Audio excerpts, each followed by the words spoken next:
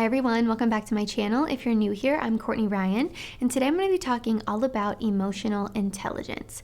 So emotional intelligence is something that I bring up a lot on my channel. It's been talked about a lot in my past videos because it's just a very desirable characteristic for a person to have. So today I'm going to be walking you guys through what emotional intelligence is and how you can improve on this area of your life. And just keep in mind, if you're watching this video and thinking to yourself, oh my gosh, I do not do any of these things, I really need to work on this, please don't feel bad. This is something that is very rare, honestly. It's something that we all have to actively work on, including myself. I was not born with the best emotional intelligence ever. It's something that I've actively had to work on, to be mindful of, and to really think about in every situation that I'm in my life. And you guys should be doing the same thing too. So it's a work in progress, just as anything else that includes bettering yourself, but this is a really important one. So there are a ton of resources online all about emotional intelligence, but today for this video specifically, I'm going to be focusing on Daniel Goleman's work. Daniel Goleman is an American psychologist who kind of helped popularize the idea of emotional intelligence, and according to him, it has 5 key elements. So emotional intelligence specifically is the idea that an ability to understand and manage our emotions greatly increases our chances of success. And after doing a ton of research on it, this is something that I have been heavily interested in the past couple months, and I've just spent a lot of time looking at it. This is something that definitely increases our chances of success. I can see it 100% as someone looking from the outside in. If you increase these areas of your life, if you work on these things, if you are actively trying to better yourself in these 5 areas or these 5 elements of emotional intelligence specifically, there is no possible way that you cannot be happier and succeed in life more than you already are. So I believe this to be true. You guys can take it however you want, but I think these are 5 elements that you guys should all really pay attention to in your lives. Number 1 is something that I talk about all the time, which is self-awareness. So self-awareness is the ability to recognize your emotions, recognize your strengths and your weaknesses, and just your character in general and how you affect the people around you. You know how you're feeling, you know why you're feeling that way, and you know how it affects not only you, but the people that surround you. And I think this is a great first step in self-improvement, is trying to increase your level of self-awareness. So once you realize these things about yourself, it just makes it a lot easier for you to succeed because you're able to see your strengths, your weaknesses, your character flaws, places where you're doing really well, and it makes it a lot easier for you to pinpoint exactly what you need to work on and what you need to focus on in order to get to where you need to go, and what maybe isn't letting you get there as of now. And just to kind of put things into perspective for you for how this can affect your life, I was reading this study done by Harvard Research Review, and it said that when we see ourselves clearly, we are more confident and more creative. We make sounder decisions, build stronger relationships, and communicate more effectively. We're less likely to lie, cheat, and steal. We are better workers who get more promotions, and we're more effective leaders with more satisfied employees and more profitable companies. So you can see how these 5 things are going to improve legitimately every area of your life if you apply them, but I think more specifically there, it was focusing on self-awareness and how it can infiltrate its way into every other aspect of your life and just really make it better. So the second key element to emotional intelligence is self-regulation. So self-regulation involves controlling one's behavior, emotions, and thoughts in the pursuit of your long-term goals. Specifically, emotional regulation refers to the ability to manage disruptive emotions and impulses.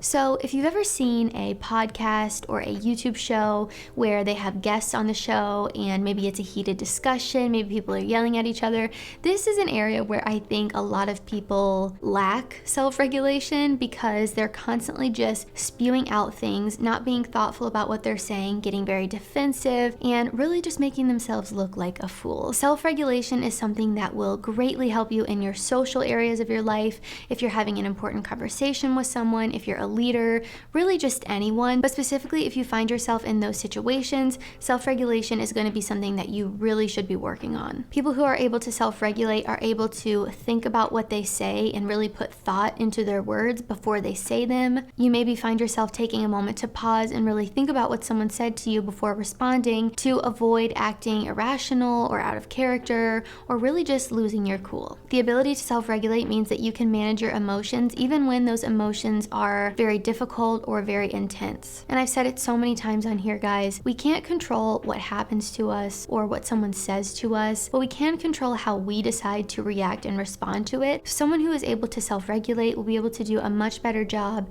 at doing that than someone who cannot. Part of being able to self-regulate is also being able to be open to hearing from other people. It's being able to take responsibility when you do something wrong instead of lashing out on someone or pointing fingers or playing the victim. Someone who's able to self-regulate can keep it cool, calm, and collected, which ultimately is what we should all be doing to remain classy and to be able to walk away from a conversation knowing that our best self shined through. Number 3, we have empathy. So empathy is when you're able to put yourself in someone's situation, to see things through their eyes. You're able to identify and understand others' emotions, which is imagining yourself in someone else's position, understanding why they feel some way, understanding why they're acting some way, which ultimately will help you in responding to them. As humans, we all go through different situations in our lives. We all have different experiences that ultimately control the way that we view things and the way that we think things.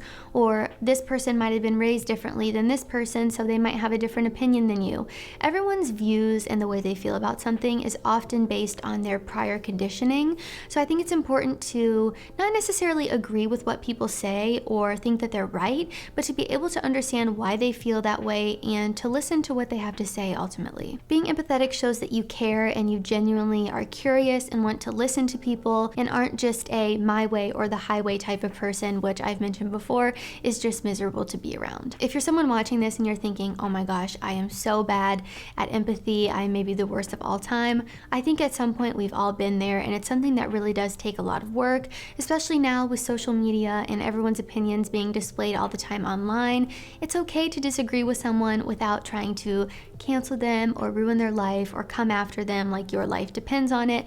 I think it's important to practice listening, practice being open to hearing other ideas instead of being so quick to judge and put a label on someone. Try to just see things through their eyes and understand why they feel that way. Like I said, you definitely don't have to agree or pretend to agree. That's probably the worst thing you could do, but just be empathetic and open to hearing what other people have to say. Next, we have motivation. So this includes enjoying what you do, working towards an ultimate end goal, and just having the will and the drive to get something done. If I'm being totally honest, I think motivation is one of those things that we don't necessarily have 24/7. Some days I wake up, it's a gloomy day, it's a rainy day, I'm tired, I just want to lay in bed, I don't really want to work out or work for that matter, and I just want to lay down. Ultimately, motivation is not what gets me up. Motivation, I think, is a very short-term thing. You can watch a video of someone saying something really inspirational and feel motivated for 10 minutes, but ultimately that motivation is not going to be there forever, and I think the more important thing here is to develop good habits and good discipline that will help you carry out the things that you're motivated about. Motivation and discipline and developing good habits helps increase our self-confidence.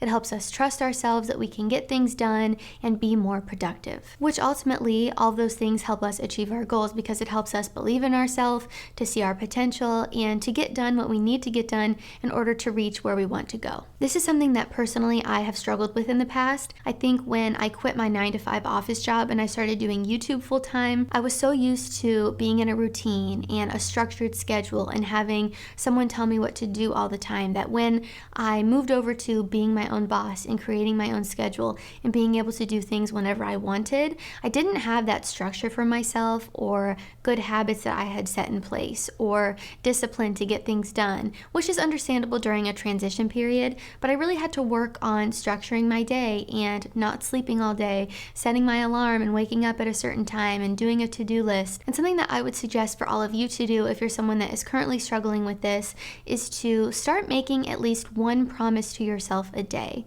So this could be in the form of a to-do list. You could even do more than one, but I would recommend just starting with one thing that you promise yourself that you're going to get done by the time that you go to bed that night. This just helps you be able to set a goal for yourself, Do everything in your power to achieve that one thing, just that one thing. And if you have 24 hours in a day and you set a realistic goal for yourself, I promise you can get that one thing done.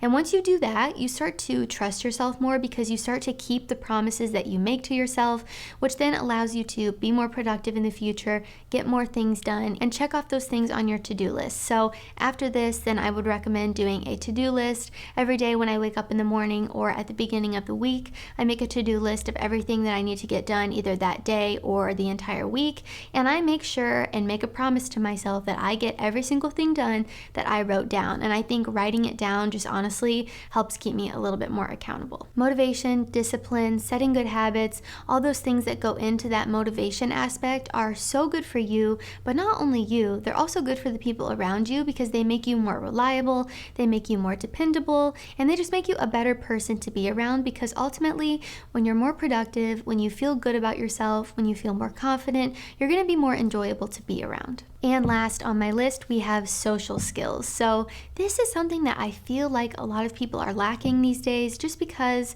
of the rise of social media. We're always on our phones, we're texting instead of calling on the phone or just being in person with people, especially now because of this last year and everything that happened.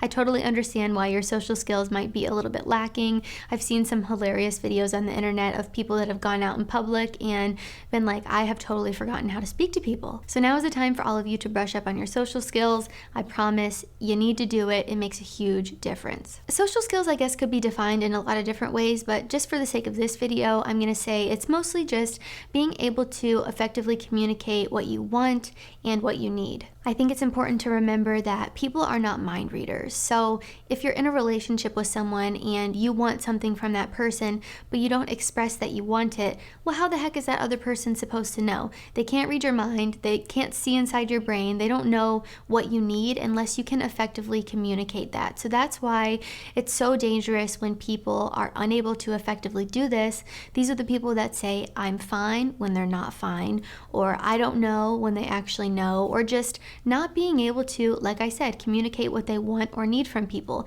This can affect your romantic relationships, your friendships, your relationships at work. I mean, every aspect of your life is fueled by communication. So if you can't do that, you're not going to reach your goals or succeed in the way that you want to. If you're someone who feels like you cannot express what you want and need from the people in your life, I want you guys to actively work on this. There's nothing wrong with expressing that you want and need things from people. As humans, we just naturally do. And if someone can't give you something that you need or want, that's a discussion that needs to be had. And I'm not talking about getting ridiculous here. You might want a unicorn, but you can't have one because they don't exist. Be realistic. I'm not saying that someone should be able to meet every single one of your goals, but they should at least know what you need and expect from them. All right, guys, that is all I have for today for the 5 elements of emotional intelligence. I hope you all liked this video and found it helpful. If you did, be sure to give it a thumbs up and subscribe to my channel to be in the loop for when I release new content. Ultimately, emotional intelligence is great because it's something that we can all actively work on and get better at. So it's not like your IQ where you're pretty much born with it and that's the end for you. I think emotional intelligence is something that's a lot easier to improve, and it's something, like I said in the beginning, that we all have to actively work on all the time, including me. Let me know in the comments down below if this is something that you struggle with, if this is an area of your life you think you really excel. Any tips and tricks you have for some other guys out there would be awesome to hear down below. Also, if you haven't already, be sure to follow me on Instagram at Courtney Christine Ryan. I love connecting with all of you guys on there as well. Thank you all so much for watching, and I will see you all next time.